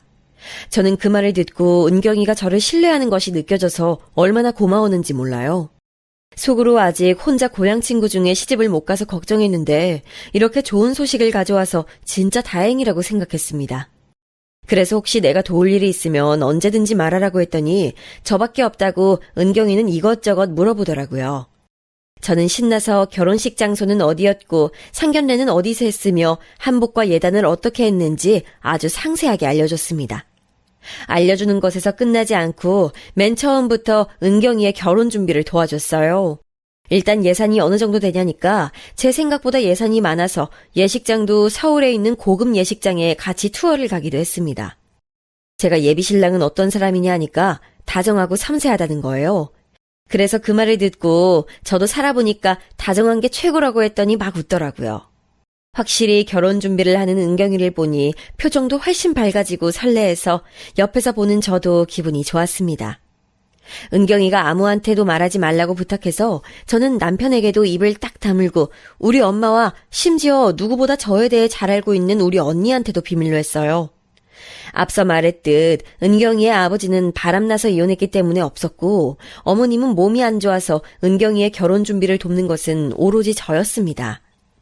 아이가 그때 초등학생이라 끝나면 학원에 데려다 줘야 하고 저는 식당 운영도 하고 있으니 매우 바빴는데 그래도 무려 노처녀 친구의 결혼 준비를 도와줄 수 있다니까 저는 너무 행복했어요. 한복을 고르러 갔는데 제가 예비신랑의 어머님은 뭐를 입냐고 했더니 이미 돌아가셨다고 해서 그런 식으로 저는 정보를 하나둘 알게 됐죠. 신혼집은 어디에 구할 예정이냐고 했더니 서울에서 시작한다고 하길래 저는 많이 축하해줬습니다. 그렇게 저는 심지어 은경이의 웨딩드레스까지 같이 보러 자주 갔었는데 말을 들어보니까 예비신랑이 매우 바쁘더라고요. 한복도 같이 고르고 웨딩드레스도 같이 고르고 예식장도 제가 같이 가서 혼주밥까지 같이 먹어보고 마치 제가 결혼하는 것처럼 바로 옆에서 많이 도와줬습니다. 다행히 예단은 생략한 데서 그건 알아보지 않았지만 혼수는 같이 보러 갔어요. 제가 실제로 사용하면서 좋았던 부분들을 말해주기도 하고 생각보다 별로 쓰지 않았던 가구들을 진심으로 최대한 알려줬죠. 그러다 보니 어느덧 청첩장을 준비할 때가 되어 제가 이제 예비 신랑을 보여주냐고 하니 멋쩍게 웃었습니다. 고향 친구들에겐 언제 알려주려고? 나만 알고 있어도 되는 거야? 이제 곧 알려줘야지. 너무 놀라지 않을까 걱정이야? 뭐, 연예인이라도 되는 거야? 아, 궁금해. 완전 다 비밀이라 아는 게 하나도 없어. 뭐라고 해야 할까? 아, 너무 웃기다. 너도 아는 사람이야? 은경이는 제가 예비신랑에 대해 아무리 물어봐도 아무 말도 안 하거나 혹은 저도 아는 사람이라고 제 궁금증을 마구 자극하더라고요. 은경이는 저에게 청첩장을 어디서 했냐고 물었는데 제가 했던 업체가 그새 시간이 꽤 지나서 망해버렸다는 것을 알고 저는 다른 업체를 찾아서 알려줬습니다. 전혀 귀찮지 않았고 저는 마치 제 친동생처럼 은경이의 결혼을 하나부터 열까지 다 도와줬어요. 청첩장 업체에도 제가 연락해서 비용도 물어보고 언제 나오는지 견적은 어떻게 되는지 제 결혼식처럼 물어봤습니다. 결국 그 업체에서 하기로 했는데 제가 전화로 이것저것 물어봐서 그런가 저한테 청첩장 중간 수정이 완료됐다고 연락이 왔어요. 저는 결혼 당사자가 제가 아니고 다른 사람이라고 말하려다 그냥 어차피 은경이가 저에게도 알려줄 게 뻔하니 대신 찾아가겠다고 하고 업체로 찾아갔습니다. 안녕하세요. 청첩장 중간 수정 보러 왔어요. 예, 여기로 오세요. 이대로 하면 될까요? 사장님은 친절하게 저에게 청첩장을 미리 보여줬는데 저는 순간 깜짝 놀랐습니다. 왜냐하면 청첩장에 있는 신랑이 바로 제 남편이었기 때문이에요. 저는 그때까진 전혀 상황 파악을 못해서 혹시 헷갈린 건가 싶어 사장님에게 사진이 잘못 나온 것 같다고 웃으면서 말했더니 사장님은 머리를 갸우뚱하시며 저에게 맞는데요 하며 사진을 보여주셨어요. 그리고 저는 그 사진들을 보고 가게에 앉아 오열하게 됐는데 바로 사진에는 은경이와 제 남편이 세상 행복하게 웃으며 서로를 바라보고 있었습니다. 저는 아니라고 이거 잘못된 것 같다고 울며 얘기하니 사장님은 전혀 아니라고 맞다 하며 저에게 받은 사진들을 더 보여주셨어요. 당장 남편이나 은경이에게 전화해서 따지고 싶었는데 만약 그러면 아니라고 발뺌할 수도 있었고 무엇보다 현실인지 아닌지 그때는 상황 파악도 되지 않아 친언니에게 연락해서 가게로 와달라고 했습니다. 언니가 제가 울면서 제발 와달라고 하니 급하게 왔는데 언니도 그 사진들을 보고 이 잡것들 죽여버린다고 화를 내더라고요. 언니가 진심으로 화내는 것을 보니 저도 현실로 다가왔고 가슴이 너무 아파 오열했더니 심장이 터질 것 같고 머리가 너무 아파서 도저히 정신을 차릴 수가 없었습니다. 언니, 나 어떡해. 죽을 것 같아. 네가 왜 죽어? 죽더라도 저것들 죽이고 죽어. 정신 똑바로 차려! 언니는 저에게 계속 저것들을 죽여버리겠다고 옆에서 난리를 쳤고 저는 왜 하필 바람을 피워도 내 남편, 내 친구와 피웠는지 두 명이 원망스럽기 시작했어요. 그런데 제가 찾아가서 따진다니까 언니는 잠시 생각을 하더니 가만히 두 명을 지켜보자고 했습니다. 끝까지 숨길지 혹은 우리에게 뻔뻔하게 티내는지 기다리며 지켜보자고 하더라고요. 언니 말을 듣고 생각해보니 확실히 은경이는 저에게 정보는 다 캐냈으면서 가장 중요한 남편에 대한 말은 하지 않았던 것이 머리에 생각났습니다. 그래서 저는 정신 차리고 다음날 은경이를 찾아가 물어봤어요. 남편은 언제 보여줘? 청첩장 나왔잖아. 고향에도 알려야지. 곧 알려야지. 근데 아무래도 우리가 나이가 있으니 가족들만 초대할 수도 있을 것 같아. 웃기지도 않는 소리였습니다. 은경이는 비밀로 할 것 같으니 이번엔 남편을 떠봤는데 남편은 언제까지 숨길 예정인지 태연하게 저를 대하더라고요. 언니는 딱 봐도 결혼식하고 배째라는 식으로 제 탓을 하며 이혼 요구를 할 것 같다고 했습니다. 남편에게 온갖 정이 다 떨어진 저는 눈에 띄게 쌀쌀 맞게 대했는데 남편은 오히려 그런 제가 원하는 대로 행동한다고 생각했는지 제가 무시하거나 그래도 속상해하지 않았어요. 그리고 저는 바로 고향 친구들에게 연락해서 모임을 만들고 은경이에겐 알리지 말라고 따로 보게 됐습니다. 고향 친구들이 다 모이자 저는 가게에서 들고 왔던 청첩장을 보여줬어요. 다들 너무 놀라며 이게 뭐냐고 묻는데 저는 겨우 진정되었던 마음이 다시 들쑤셔지며 차분하게 말하려고 했던 마음과는 달리 엉엉 울게 됐죠. 울며 둘이 바람을 피웠다고 은경이의 결혼 상대가 제 남편이라고 했더니 친구들도 분노하며 어떻게 그럴 수가 있냐고 화를 내줬습니다. 은경이는 끝까지 저를 포함한 고영 친구들에게 청첩장을 보여주지 않았는데 너무 웃기게도 저한테는 결혼식 날짜도 다르게 알려주더니 친구들에겐 멀쩡하게 알려주더라고요. 시어머니가 돌아가시고 남편이 머리가 복잡해서 힘들어한 줄 알았더니 알고 봤더니 바람이 나서 노느라 그랬다는 것을 알게 되고 배신감에 쉽게 잠들지도 못하고 뜬 눈으로 밤을 새워가며 결혼식 당일만 기다렸습니다. 자기가 놓은 덫에 자기가 걸린다는 말 아시죠? 은경이가 염치 없이 저에게 결혼 준비를 다 물어봐서 저는 이미 예식장 장소도 알고 있었고 심지어 제가 제 결혼처럼 이것저것 다 물어봤었기 때문에 저는 예식장 직원의 번호도 알고 있었습니다. 저는 결혼식 전날 직원에게 연락해서 영상이 바뀌었다고 하고 영상을 바꿨는데 이것은 우리 언니의 생각이었어요. 카메라를 응시하고 결혼 진심으로 축하해 우리 딸의 아빠인 내 남편 그리고 내 고향 친구 은경아 담백하게 말한 영상이었는데 이걸 결혼식장에서 틀어달라 했어요. 직원은 워낙 제가 많이 연락했던 탓에 알겠다고 하고 드디어 결혼식 날이 됐습니다. 고향 친구들은 아무렇지도 않게 식장에 왔고 자기들이 저 영상이 나오면 책임지고 난리를 치겠다고 저한테 말해줬어요. 저는 일부러 언니와 몰래 숨어 있었는데 드디어 식이 시작됐고 은경이 어머님도 보였습니다. 아무렇지도 않게 앉아있는 모습을 보며 배신감에 온몸이 떨리기 시작했어요. 우리 집에서 일을 못해도 일부러 일하게 해주기도 하고 많은 도움을 줬는데 도움을 이런 식으로 갚을 줄은 전혀 몰랐습니다. 그건 시아버지도 마찬가지였어요. 맨날 저에게 돈 없다고 하더니 태연하게 혼주석에 앉아있는 모습을 보며 기가 막히더라고요. 아마 돈 많은 며느리가 불쌍한 본인 아들을 잡아먹었다고 생각했던 사람이라 은경이가 마음에 들었겠죠. 친구들이 중간에 와서 전해줬던 말로는 남편 될 사람 제 남편 아니냐고 하니까 웃으며 그렇게 됐다고 나중에 설명하겠다고 했다고 하더라고요. 저렇게 뻔뻔해야 바람을 피는구나 생각이 들었습니다. 그렇게 제가 겨우 심호흡하며 지켜봤는데 드디어 신랑 신부 입장이 끝나고 영상 차례가 왔어요. 식장에 원래 틀기로 했던 영상이 아니고 제 얼굴이 뜨자 은경이는 심하게 당황하더니 직원을 부르더라고요. 그러거나 말거나 제 영상은 무한 반복으로 식장에 울려 퍼졌고 사람들이 웅성거리기 시작했습니다. 남편도 당황했는지 식장을 둘러봤는데 그러다 저와 눈이 마주쳤어요. 제가 다가가자 둘은 심하게 당황하는 게 눈에 보였습니다. 그렇게 당황할 거면 완전히 숨기길 하던가 웃기지도 않더라고요. 어떻게 바람이 나도 고향 친구 남편하고 바람이 나. 자식까지 있는 사람이 내 친구와 바람 피고 싶었어? 저는 하객들에게 다 들리도록 아주 큰 소리로 차례로 번갈아서 따졌고 식장에 있던 모든 사람이 우리에게 시선 집중됐습니다. 고향 친구들도 뒤에서 이게 무슨 일이야? 아니 어떻게 친구 남편하고 바람이 나? 어머 은혜를 이렇게 갚네 하며 소동을 피워줬죠. 친언니도 제 옆으로 와서 남편에게 제부가 어떻게 이럴 수 있냐 따지고 은경이 어머님에게 가서 당신 힘들었을 때 우리 집에서 식당에서 직원으로 서줬던 거 새까맣게 잊었냐고 막 고래고래 소리를 질렀어요. 시아버지에게 가서 당신 아들들한테 내가 그동안 썼던 돈들 다 갚으라고 억도 넘어간다니까 아무 말도 못하는 모습에 기가 차기도 했습니다.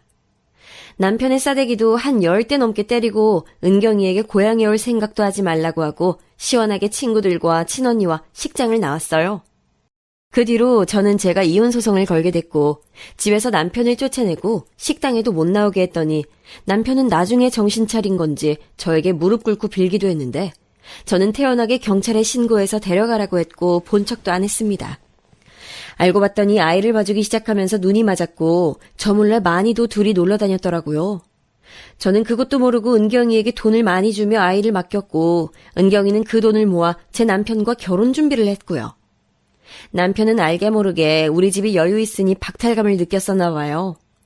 은경이는 아버지가 이혼해서 없고 본인은 시어머니가 아프셔서 돌아가셔서 없으니 거기에 대한 유대감도 느껴졌다는 소리도 하고 변명이 정말 끝도 없이 나오는 모습을 보며 저는 더 이혼에 대해 확고하게 생각했습니다.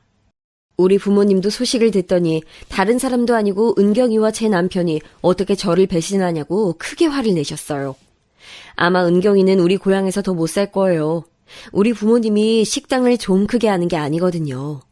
집도 부모님이 제 명의로 해준 거라 남편은 그대로 쫓겨났는데 본인도 막상 쫓겨나니까 현실을 자각했는지 집 앞에서 하염없이 기다리며 빌고 빌었지만 전 끝까지 모른 척했어요. 홧김에 그랬다는데 그 홧김이 어떤 식으로 본인들 인생에 영향을 끼칠지는 저도 기대됩니다. 제 사연은 여기까지입니다. 한동안 이 사연 때문에 힘들었는데 이제는 완전히 괜찮아져서 딸과 둘이 즐겁게 살고 있답니다. 고향 친구들하고는 아직도 친하게 잘 지내고 있고 저 잡놈들의 소식은 이제 들리지도 않고 궁금하지도 않아요. 남은 인생 딸과 행복하게 우리 부모님 챙기며 살려고요. 제 사연 들어주셔서 진심으로 감사합니다.